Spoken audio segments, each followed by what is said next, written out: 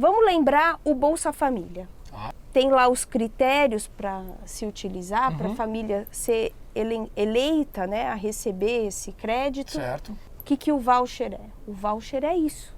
Ele é como se fosse um vale educação que vai ser entregue para o responsável da criança, para a mãe, para o pai ou qualquer outra pessoa que esteja responsável por aquela criança, para escolher aonde quer matricular aquela criança. Olá pessoal do Ranking, hoje aqui com uma convidada especial, Janaína Lima, vereadora aqui em São Paulo pelo Partido Novo.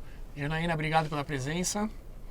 E a ideia é a gente conversar um pouquinho sobre o mandato dela, quais os principais projetos, como é que está aí o clima aqui em São Paulo, ano que vem tem eleições, e sobre a política em geral aqui em São Paulo e também, por que não, no Brasil. Janaína, o que você conta pra gente? Bom, primeiro quero cumprimentar todos vocês aí que estão nos acompanhando, a página do Ranking dos Políticos. Gosto muito dos idealizadores aqui desse time incrível hoje aqui você representando, Renato. Muito obrigada pelo convite, é um prazer estar aqui. Eu acho que política de 2020 promete, já está quente. A gente já percebe um cenário bem interessante. Agora, o curioso, né, que você imagina, os dois primeiros colocados, que é Joyce Hasselmann e Márcio França, eles não são cidadãos paulistanos, não moram na cidade de São Paulo. Passaram um período aqui, moraram por uma questão profissional, mas não tem vínculo com a cidade. O que você acha disso? Então, os dois primeiros colocados aí nas sondagens que já se fazem, né, para a eleição de prefeito ano que vem, Janaína traz um dado interessante. Não são de São Paulo, né, passaram aqui durante algum tempo, mas, enfim, não tem essa ligação forte com a cidade, né? Que nomes mais a gente tem ali? O Novo já definiu o candidato? Como é que está isso? Ainda não. Está um processo, temos mais de 70 candidatos inscritos. Tem aí um processo seletivo né? Que está circulando. Eu acho que aí no final de outubro, no máximo, a gente vai ter a revelação de quem é o candidato. Certo. E hoje na Câmara, você é a única vereadora do Novo ou tem mais alguém? Sou a única vereadora. E o ano que vem provavelmente teremos aí vários candidatos, a ideia é aumentar esse número. Se Deus quiser. Né? Eu acho que o Novo está aí num franco crescimento, está cada vez mais conseguindo passar a sua mensagem de combate aos privilégios, sobretudo de fazer uma política baseada no cidadão e não nos seus interesses. Eu acho que com isso a população vendo cada vez mais mandatários e sentindo que de fato o Novo veio com essa ideia, está cada vez mais sentindo confiança e certamente isso vai reverberar nas eleições de 2020. No ranking dos políticos a gente tem o levantamento sobre os deputados federais e senadores, né, vereadores e deputados estaduais a gente ainda não consegue cobrir por enquanto, mas os representantes do Partido Novo estão muito bem colocados, estão sempre lá em cima. Primeiros colocados. Principalmente essa questão aí do combate a privilégios, menos desperdício também da máquina pública. Quem mais?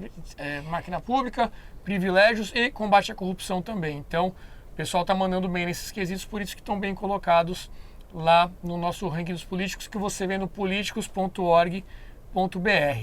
Agora, Janaína, eu queria ouvir de você essa ideia, eu ouvi falar que você tem um projeto de voucher da educação. Como é que funciona isso? O que esse sistema tem de diferente do que a gente já tem hoje? Muito bacana você ter entrado nesse assunto, porque o voucher, para mim, ele é o assunto do momento. E a gente aqui falando, né, de combate a privilégio, para mostrar que é possível, que dá. Sabia, o meu mandato, em um pouco mais de 2 anos, a gente já economizou 3 milhões e 800 mil reais. Uma vereadora consegue já economizar em quanto tempo? 3 anos? Nem 3 anos. Nem 3 anos, né? Nem 3 anos completos. Um pouco mais de 2 anos. A gente está aí com 2 anos Qual e meio valor? de mandato. 3 milhões e 800 mil reais. Quase 4 milhões de reais, então, em menos de 3 anos. De economia, o que? Daquela cota? Do que é essa economia? Sim, de contratação de assessores, verba para contratação de correio, consultoria e todas essas despesas, gasolina, todas essas despesas, a gente usa o essencial, né, e todo o que a gente consegue economizar, a gente direciona para a educação. E aí é no tema da educação que a gente chega no voucher. Você consegue direcionar essa verba, então, que você não usa, você consegue mandar ela para um tema específico, no caso, educação, é isso? Sim. Perfeito. E você vê, isso foi uma articulação que a gente fez no ano passado, que a gente conseguiu que os 3 milhões dos 2 primeiros anos fossem direcionados. Agora, no final do ano, a gente vai enviar mais R$1 milhão dessa economia. E com isso, a gente está mostrando que sim, você tem condições de fazer diferente e colocar o dinheiro público com foco na área essencial para o cidadão, que é saúde, educação, segurança. São 55 vereadores? 55. Então, vamos uma conta rápida aqui, se cada um tivesse feito essa economia aí de 3 a 4 milhões de reais, a gente teria aí quase 200 milhões de reais a mais para os moradores aqui de São Paulo nessas áreas mais prioritárias, que a gente sabe, saúde, educação e segurança. E o projeto do voucher, como é que é? Mas sempre lembrando que cada vereador tem a liberdade de definir, claro, mas também o cidadão tem a oportunidade de escolher o que mais... De saber as diferentes formas, né? as diferentes formas de mandato. E eu acho que aqui o que fica da questão do voucher é uma forma que a gente encontrou, porque São Paulo ela tem um déficit muito grande na área da educação. Principalmente quando a gente fala de educação infantil. Certo. Então, eu sou autora do Marco Legal da Primeira Infância, a única lei no Brasil que é apoiada por um prêmio Nobel. James Heckman, quando veio para o Brasil, ele fez reuniões, inclusive, com o secretariado do então prefeito João Dória. A gente conseguiu fazer uma articulação grande, mais de 50 vereadores entraram com essa proposta e de lá para cá mais de 50 mil vagas de creches foram geradas. Isso como um dos principais indicadores que o plano da primeira infância gerou para a cidade. Certo. Só que a gente não zerou esse déficit. A gente está falando ainda de 20 mil crianças que estão fora das escolas, sem nenhum tipo de oportunidade, desassistidas. Então, o que a gente pensou? Vamos, então, mudar, ao invés de ser só esse modelo, não só de construção de creche, ou conveniamento, que é a forma tradicional em que se gera vaga de creche, a gente está trazendo a inovação de um sistema que a gente conhece em muitos países que deram certo. Chile, por exemplo, era um lanterninha, assim como o Brasil, no PISA. E depois que eles implementaram o voucher, subiram muito. Nova Zelândia e tantos outros países que a gente poderia aqui elencar e buscando inspiração nesses países que viraram o jogo na educação. A gente está trazendo essa nova modalidade. E o que é, Janaína? Você falou, mas não me explicou o que é esse tal de voucher. Então, vamos lembrar o Bolsa Família, né?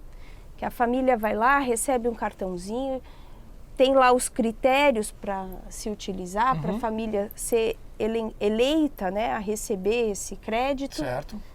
Ela pode utilizar da melhor forma, né, para atender as necessidades. Como gastar para atender as necessidades da família. Com fornecedores privados. Com fornecedores privados. O que o voucher é? O voucher é isso. Ele é como se fosse um vale educação que vai ser entregue para o responsável da criança, para a mãe, para o pai ou qualquer outra pessoa que esteja responsável por aquela criança, para escolher aonde quer matricular aquela criança. A diferença do Bolsa Família para o voucher da educação é que no caso do voucher da educação, esse recurso tem que ser utilizado exclusivamente para a educação daquela criança. Certo. E o valor, comumente, é o custo dessa criança na rede pública. Então, a mãe vai receber esse valor que hoje, com todos os estudos que a gente tem, várias consultorias, mostram que na iniciativa privada a criança custa menos do que na média na escola pública. Na escola pública. Então, a média das escolas particulares custa menos do que... Ou seja, ela vai ter até... A gente uma sabe vantagem. Que, infelizmente, a escola privada ainda é melhor, né, do que a pública, a qualidade. Sim. Então, ela vai ter um serviço melhor com custo para o Estado menor, né? O Estado vai gastar menos, dando esse dinheiro na mão da pessoa para escolher onde o filho vai estudar, e ela vai ter acesso a escolas melhores com esse dinheiro, então, que ela tem que usar com educação. Ela não pode pegar essa grana e ir no supermercado ou gastar com outra coisa. Ela tem Não que pode. gastar com a educação do Não filho. pode. E a gente traz uma inovação também isso, porque no marco legal da primeira infância, por isso que eu comecei falando dele, a gente traz uma série de indicadores. Então, por exemplo, agora a gente acabou de destinar um recurso para capacitação dos professores. Como que a gente pode melhorar e dar todo esse apoio pedagógico para os professores, para isso reverberar dentro da sala de aula no desenvolvimento cognitivo, socioemocional da criança. Então, isso é uma frente do a geração de vagas, a gente pensar na criança como um todo. No entanto, a criança hoje, você tem todo esse investimento, você tem tudo bonito, mas não tem vaga para ela. Entendi. Então agora, com o voucher da educação, a gente coloca uma condicionante que tem que respeitar todas as diretrizes traçadas no marco legal. Certo. Então, o que está colocando lá? Que é alimentação de qualidade, tem que ter todo um apoio para a criança. Então, quer dizer, uma escola que não tem condições, né, para receber aquela criança, não vai poder, não pode fazer diferenciação para aquela criança. Então a escola só pode receber os alunos que vão se matricular usando o voucher se a escola atender a esses requisitos básicos aí de qualidade, de que é o marco que você comentou, então. Marco legal e todas as outras, né, legislações também que existem, né, que é todo o plano pedagógico que já existe na Secretaria de Educação, a própria base curricular que todas as escolas têm que seguir. Então, tem todo um critério mínimo para que essa escola seja elencada, porque muitas pessoas, a grande crítica, né, principalmente... É isso que eu queria entender, quem é contra alega o quê? Isso, a grande crítica que fala assim, você está fomentando que pode acontecer o que aconteceu com o ProUni, né? A gente ainda está numa semana emblemática aí do ProUni, que estão se descobrindo aí as fraudes, que... enfim, usaram uma brecha, mas é óbvio, tem bons e maus profissionais em todas as áreas, mas exatamente visando coibir, né, abusos como houve no ProUni, é que a gente está criando condicionantes de qualidade, que realmente o aluno tenha condições de ser recebido por uma boa escola, num valor acessível e que as mães tenham tranquilidade, que vejo muito as pessoas ficarem falando, né, de política em prol das mulheres e você não tem... na prática não tem nada, né? Só discurso. O que de fato, né, o nosso mandato fez? Abriu a possibilidade para 50 mil mulheres que muitas delas estavam anos esperando uma vaga na creche para o seu filho e com o marco legal da primeira infância, a gente abriu essa possibilidade nas regiões mais pobres da cidade de São Paulo. Entendi. Então tem um foco de atuação específico e com isso a gente está gerando não só a possibilidade de uma nação próspera, uma visão de longo prazo, em que a gente está formando cidadãos, donos de suas vidas, de suas opiniões, sobretudo no presente, garantindo a inclusão, principalmente da mulher no mercado de trabalho. Perfeito, porque você vai estar liberando a mulher para poder se dedicar, procurar um emprego e tal, porque ela vai poder vai ficar tranquila que o filho dela está bem tratado, está numa escola decente aí, enquanto ela pode tocar a vida dela. E inclusive a lição dada pelo caso das universidades, né, que você citou, que houve ali muita fraude também, tudo isso que a gente está descobrindo, e o Brasil nos últimos anos sempre deu como prioridade o ensino superior, né, Janaína? Esqueceu do ensino básico, as crianças, os estudantes chegam lá em cima sem ter a base, sem saber, sem estar bem preparadas, e aí a gente tem pessoas entrando no mercado do trabalho, de trabalho completamente sem condições e muito sem qualificação também. Aí a gente já tem desemprego, salários mais baixos, enfim, tudo começa lá embaixo com um ensino básico de má qualidade, não é isso? Sim. Eu acho que você tocou num ponto central, né? Que as pessoas... A política não é porque a gente teve uma experiência negativa que a gente mata uma ideia que trouxe tão bons resultados. Todas as experiências de voucher que existiram no Brasil foram muito boas, com Certo. resultados Já impressionantes. houve experiências aqui no Brasil, então, desse sistema? Não desse sistema de educação, Tá. mas Sim, o próprio Bolsa Família não deixa de ser um Bolsa voucher, Família não deixa. Claro que não da forma original como a gente está tentando implementar. Tá. Mas a gente vê algumas experiências semelhantes ao voucher e que trouxeram muito bons resultados, não só na cidade de São Paulo, como no Brasil. Então, eu vejo, por exemplo, o voucher sendo muito bem aplicado também nas questões de saúde. Perfeito. Né? Então, por exemplo, a gente percebe pessoas em 2, 3 anos para fazer um exame. Coisa que com um voucher simples, com uma parceria bem estruturada, a gente conseguiria resolver. Então, eu acho que esse é o primeiro passo, que é o começo. Se você quer saber como que a criança vai tratar a sociedade, é o resultado do que como nós, como sociedades, vamos tratá-la. Né? Então, eu acho que é importante a gente ter esse compromisso, né, de dizer a cidade que a gente quer, o país que a gente quer, o que de fato vai ser uma prioridade no orçamento público. Então, não é a gente que está dizendo aqui, é James Heckman ganhou o prêmio Nobel dizendo que investir em primeira infância é onde se tem a maior taxa de retorno. Ótimo. Então, acho que com isso a gente vai ter jovens com mentalidades empreendedoras, com uma atitude diferenciada e, sobretudo, um país em que os brasileiros se sintam parte, se sintam responsáveis pelo futuro. Porque muitas vezes, qual é a mentalidade que hoje assombra os brasileiros? Não é comigo. Não é comigo e eu votei e ele tem que resolver meu problema. Então, vira aquela grande questão. Olha, eu votei no fulano, minha rua está esburacada.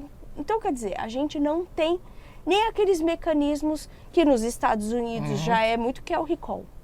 Então, o recall é quando o político não está indo bem, você tira ele no meio do mandato, é isso? Sim. Então, acho que tem várias coisas que a gente precisa melhorar, que a gente pode avançar, fortalecer a nossa democracia, mas não existe democracia, não existe sociedade se a gente não tiver cidadãos educados. Exatamente. A gente precisa acreditar, a educação é a chave da virada, a educação foi o que mudou minha vida. Com certeza, todos aqueles que tiveram uma trajetória, que viraram o jogo durante sua vida, com certeza foi a educação um dos grandes instrumentos. Então, se a gente quer de fato um país que a gente olhe para frente, principalmente no momento em que a gente achou que estava virando e a gente está num momento tão conturbado ainda, eu acho que a gente precisa, sobretudo, acreditar na educação, que a educação é a chave. E como é que está o projeto? Que pé que está? O que a gente pode esperar aí para acompanhar o andamento dessa ideia do voucher? Ele já passou na Comissão de Constituição e Justiça da Câmara Municipal, que é a principal comissão. Ela que diz se o projeto é constitucional ou inconstitucional. O pessoal acompanhou, acho que principalmente na Previdência, né? Tem a famosa CCJ. Eles vão dizer primeiro se o projeto está dentro da lei, se você nem entra no mérito, né? Se o projeto é bom ou ruim, mas sim se ele está dentro da lei. Sim. Essa etapa já passou, então? Já passamos e agora ele está seguindo para as demais comissões, vai passar por mais 2 comissões, a Comissão de Educação e de Finanças, e depois disso ele vem para plenário para 2 votações, e depois segue para sanção ou veto. Qual que é o teu sentimento aí? Está otimista? O que você está sentindo em relação Estou muito otimista. Eu vejo até que o prefeito vem construindo também uma proposta, ele está vendo também uma proposta de voucher, como que até se usa o meu projeto, ou se eles vão apresentar um novo projeto, a gente não sabe ainda como vai ser, mas eu acho que é uma ideia que está ganhando corpo, que está ganhando vez. A gente tem agora a nossa lei de empreendedorismo nas escolas, que já virou lei, sendo regulamentada por esses dias. Então a gente fechou aí uma parceria com a Babson College, então as coisas estão caminhando bastante. Você citou o prefeito, Bruno Covas, né, que entrou aí no lugar do ex-prefeito João Dória. Como é que é a tua relação com ele? O que você está achando do mandato? Qual que é a sua análise? E ele também, que muito provavelmente vai ser um dos candidatos ano que vem para a reeleição. O pessoal nem está falando muito do Bruno Covas, mas imagino que ele também esteja nessa briga. Olha, a minha relação é uma relação republicana. É claro que assim, a gente teve uma aproximação inicial na reforma da Previdência, que eu fui a presidente da comissão. E tá aí os resultados Previdência Municipal. Da Previdência Municipal, que gerou aí uma descompressão orçamentária muito grande para a cidade hoje está respirando orçamentariamente para conseguir fazer os investimentos necessários na cidade por conta da ousadia e da coragem que a Câmara Municipal teve em aprovar, tanto que virou modelo, um case, um valor econômico desse final de semana foi muito comentado o exemplo da cidade de São Paulo. A gente começou com uma relação próxima, porque foi o primeiro grande projeto após a saída do Dória. No entanto, na sequência veio o IPTU, que foi aquele grande absurdo e, obviamente, a gente abriu uma frente parlamentar de combate ao imposto abusivo e criamos também um projeto de lei para impedir esses aumentos sucessivos e desproporcionais para o cidadão. Então, a gente apresentou uma proposta num projeto de lei colocando um limite. Se as nossas relações como sociedade é regida pelo teto da inflação, por que o imposto vai ser diferente, né? Exatamente. Então, a gente colocou como o teto NPCA, que é um dos índices que é corrigido pela inflação. E aí, a partir daí, a gente começou já a ter uma relação mais distante. Começou a vir o Teatro Municipal, que também está escancarado, todos os abusos. A gente, inclusive, oficiou a secretaria para impedir o pagamento, reprovação das contas do Instituto Odeon. Mais de 115 milhões deixaram de empurrá-lo por meio de uma atuação firme e precisa do nosso mandato. Abrimos vários pedidos de CPI.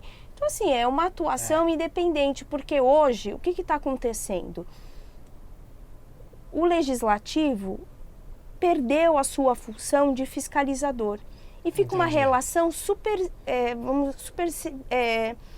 submissa ao Só Executivo. carimbando ali os projetos. Só carimbando muitas vezes. Então, é uma postura que, por exemplo, eu me recuso e tem muitos colegas também lá na Câmara que não aceitam esse tipo de postura. Você tocou nesse assunto, até puxando um pouco para o que a gente vê em Brasília, que acho que as pessoas, até obviamente quem é fora de São Paulo convive mais, né, vendo as notícias, uma certa tensão entre o Executivo e o Legislativo, ela é normal, ela é até benéfica, né? É muito Quando benéfica. está tudo muito em paz e amor, é para ficar desconfiado que alguma coisa está errada.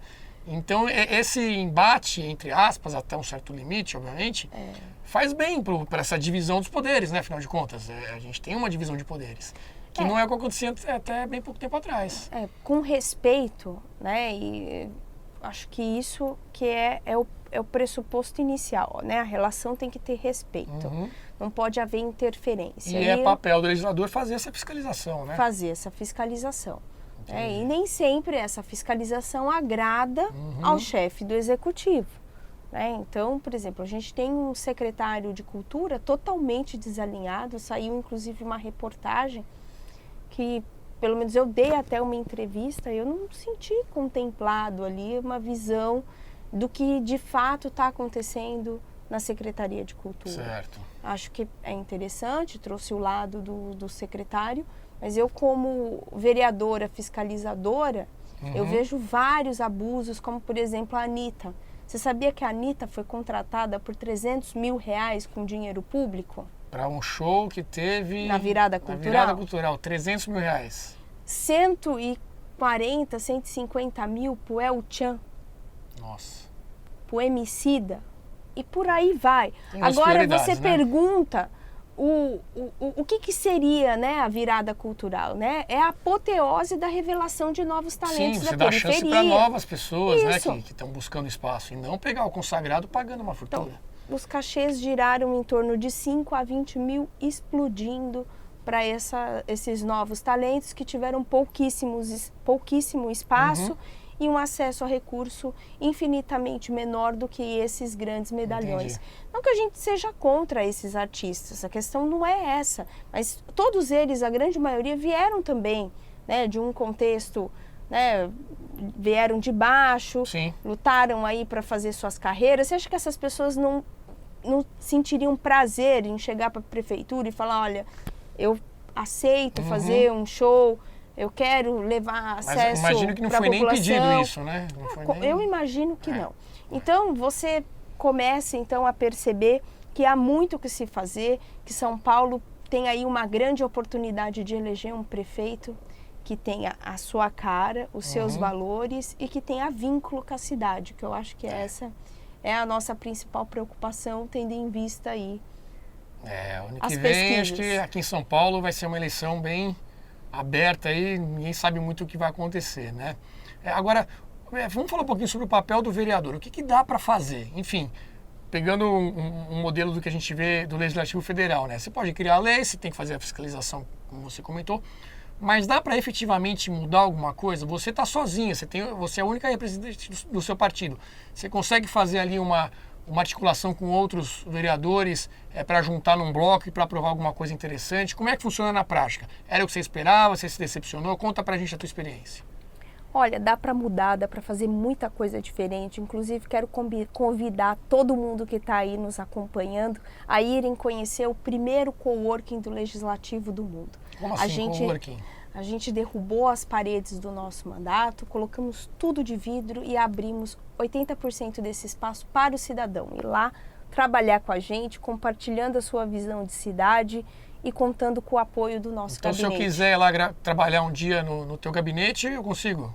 Você entra na plataforma embaixadoresdamudança.org, você vai lá e inscreve o seu projeto. Se o seu projeto aumentar a transparência na gestão pública, se o seu projeto oferecer alto impacto na cidade de São Paulo e solucionar um problema, você vai ser convidado a ser um residente do nosso mandato, contando com o apoio e tendo 3 desdobramentos. Ou sua ação vai virar um projeto de lei, ou vai ser uma ação pontual, apoiada pelo nosso gabinete e articulada com os principais órgãos públicos, ou nós apresentaremos para investidores da iniciativa privada ou mesmo investiremos por meio de emendas parlamentares. E com isso... Já receberam muitos projetos? Sim, a gente tem 10 residentes hoje. Que bacana. De iniciativas completamente diferentes, desde blockchain até soluções do lixo, até de enchentes. São soluções bem diversas, mas todas com grande impacto público e solucionando um problema que até então não tinha solução para a cidade. Então, acho que é muito bacana a possibilidade quando a gente convida. Meu mandato, ele é o menor, o menor gabinete. Nós tínhamos 6 assessores. Qual é o limite? 18. E nós abrimos o chamamento para os embaixadores da mudança, que são voluntários espalhados por toda a cidade. E hoje nós somos certamente o maior gabinete. Nós temos mais de 100 voluntários espalhados por toda a cidade que fazem a ponte do nosso gabinete com os problemas locais, Interessante. ali do bairro. Então, com isso, a gente mostra que é possível pensar diferente. Então, o nosso ambiente de trabalho, quando a pessoa chega, normalmente, quando eu cheguei na Câmara, era uma parede, assim, a recepção. A gente derrubou isso, a pessoa entra no gabinete, ela é recebida, ela é acolhida. Que é a tendência das empresas hoje em dia, né? Trabalhar num ambiente aberto, com mais integração. Sim. E aí a gente vai para o setor público, aquela coisa mais antigona, cheia de hierarquia, cheia de sala separada. Sim. Então acho que é um bom exemplo aí. É um bom exemplo visual. A pessoa já chega, já entra. E não só isso, olha, eu não tenho condições de me inscrever, de ser residente no coworking. Então entra lá na plataforma embaixadoresdamudança.org e vamos transformar a cidade de São Paulo. Você tem que ser parte disso. Então, falando nisso, em ser parte disso, em participar, né? Não ficar ali só esperando que alguém resolva alguma coisa, acho que a tua história é um grande exemplo disso, né, Janaína? Você está no teu primeiro mandato de vereadora aqui em São Paulo. Conta um pouquinho pra gente, como é que foi isso? O que te levou a querer se candidatar? Qual que é o plano para o futuro? Você entrou de vez agora na gestão pública? Conta pra gente aí. Eu nasci no Capão Redondo, Tá. né? Sou filha de uma líder comunitária com um motorista de ônibus. Eu sonhava em ser advogada, me formei, me especializei em direito público e com amigos eu participei, fui líder e porta-voz do movimento Vem Pra Rua, um movimento que aí liderou, né, todas as manifestações de rua. Fui Eu participei, me engajei nessa luta contra a corrupção. Chega o Partido Novo, eu me encanto pelas propostas, achava que era o momento de sair das ruas para ir para a Câmara Municipal, conseguir levar a voz das ruas para a Câmara Municipal. Vejo que é possível, transformei meu gabinete, uma economia de 3.700.000, com várias ações de fiscalização, tanto do IPTU, entreguei a reforma da Previdência quando um debate ainda não era discutido. Muito impopular, né, eu diria. Muito impopular, vi meu rosto estampado em todos os postos de saúde, escolas municipais, servidores me considerando como se eu fosse uma traidora, quando na verdade o que eu estava querendo é que eles tivessem o direito à sua aposentadoria. O que acontecia é que eles não iam receber nada, não né? iam receber, mas muitos ainda não entendem. No combate aí ao aumento abusivo do IPTU, com expressivos resultados, transformando, o que seria privilégio, carro oficial, assessoria e tantos outros em educação, em oportunidade para as nossas crianças. Fiz uma lei que é respeitada pelo mundo todo, com mais de 51 vereadores, consegui o que a gente hoje fala do tão sonhado diálogo. Meu projeto de lei teve diálogo com mais de 17 partidos diferentes. Então, todos juntos, colocando a criança como a prioridade da política pública da cidade de São Paulo, com resultados expressivos, desde aumento de vacinação, vagas de creche e tantos outros indicadores, mapas de convergência, porque hoje 1/3 do esforço é feito e se alcançando 3 vezes mais o resultado, porque muitos departamentos tinham retrabalho. Então, às vezes, o mesmo trabalho era feito na Secretaria de Saúde e na da Educação, porque não se conheciam. E todo esse trabalho... trocava essa informação. Tem hoje um comitê central que trabalha... muito maior agora. A produtividade muito maior, a eficiência na gestão pública tem sido um pilar importante do plano da primeira infância. Então, tudo isso fora... os abusos aí do secretário de Cultura, que eu já contei aqui para vocês, estou aí com uma CPI, o Ale Youssef. Ale Youssef, que é o secretário. Então, eu acho que a gente tem um exemplo para dizer que é possível ser diferente, que é possível fazer a diferença. Então, se você está aí pensando, não pensa não.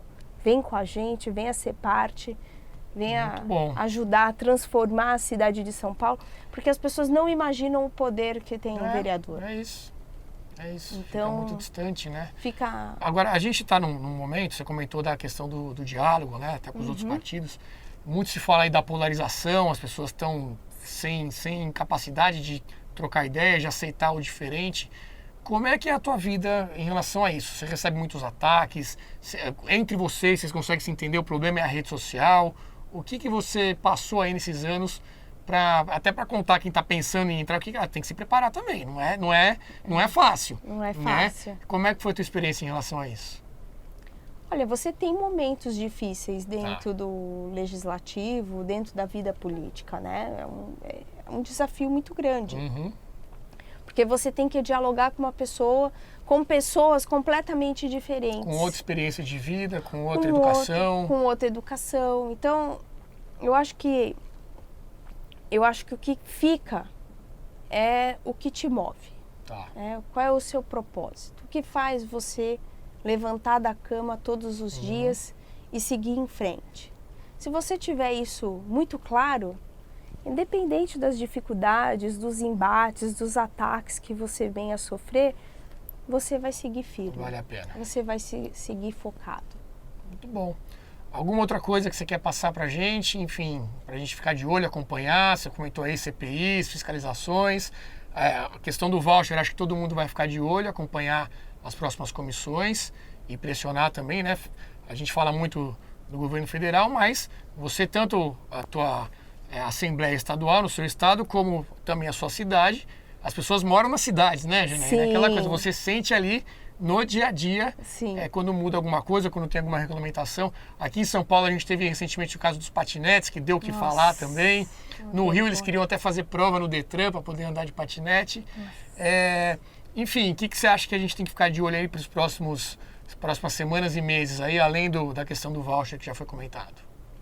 Eu acho que todo mundo precisa ficar antenado, né? A questão dos impostos, que é sempre uma grande pressão, né, de aumentar a possibilidade de IPTU e outros impostos municipais. Eu acho que é sempre uma pauta que a sociedade tem que ficar de olhos bem abertos. A questão do voucher, vou estar passando para vocês, muito em breve a gente vai ter uma audiência pública. Vamos acompanhar. E, sobretudo, eu acho que precisa muita atenção do cidadão, o Teatro Municipal. Ah, tá. A gente tem vivido tempos sombrios e não é desde essa gestão, né? Entendi. A verdade tem que ser dita. Mais de coisas suspeitas, entra um pouquinho mais no detalhe pra gente. Muito suspeitas, muito. Tem inclusive auditorias já comprovando irregularidades, atos temerários, inconsistências nos valores apurados de bilheteria. Não, tem dados, tem documentos. Inclusive, entrem lá na nossa página, no nosso Instagram. É um assunto que o ranking ainda não explorou muito. A gente vai atrás disso, então, para poder ajudar nessa pressão. Eu acho que precisa muito, porque tem acontecido coisas assim.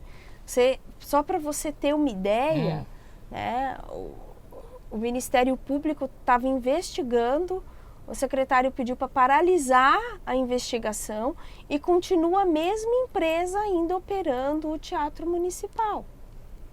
Então, assim... E aceitou o pedido de paralisação, o Ministério Público? Isso aqui é estranho, né? São fatos que a gente não conseguiu ter todos os detalhes ainda. A gente tem muitas informações, mas tem muitas coisas... A empresa suspeita continua. O Instituto Suspeito continua.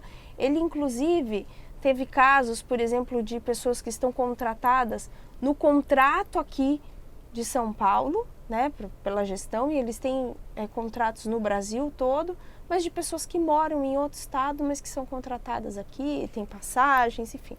Tem bastante coisa aí que a gente precisa estar acompanhando, ficar ligado, ter mais acesso. Tudo isso são fatos que foram ventilados pela imprensa e também por meio de uma auditoria interna, mas que precisam ser confirmados e a gente espera que tudo devidamente comprovado. Tudo devidamente comprovado, mas isso, com certeza, com a participação, com a fiscalização, o olho aberto do cidadão, a probabilidade disso, né, vir à tona é grande. É maior do que ficar ignorando, né? Muito bom. Exatamente. Janaína, quem quiser acompanhar teu trabalho, quiser deixar aí as tuas redes, os teus canais de comunicação, para que o nosso público também possa estar sempre atualizado. Vamos lá. No Instagram é janainalima.oficial. No Facebook, Janaína Lima Oficial. E no Twitter, Janaína Lima SP. Então, estou contando aí com engajamento. Vamos lá, curta a página. E o Embaixadores Os embaixadores, www.embaixadoresdamudança.org. Vai lá, se inscreve. A gente, inclusive, está numa segunda fase nova. A gente está gamificando a plataforma dos embaixadores, criando como se fosse um jogo da cidade, para que a gente possa juntos revelar os desafios e superar, né, os grandes gargalos da cidade juntos. Exemplo de inovação. Beleza, pessoal? Esse foi o papo de hoje. Qualquer dia a Janaína volta aqui para contar o desfecho dessas coisas todas. Continue seguindo aí o ranking e agora siga também a vereadora Janaína Lima. Um abraço, até a próxima. Até!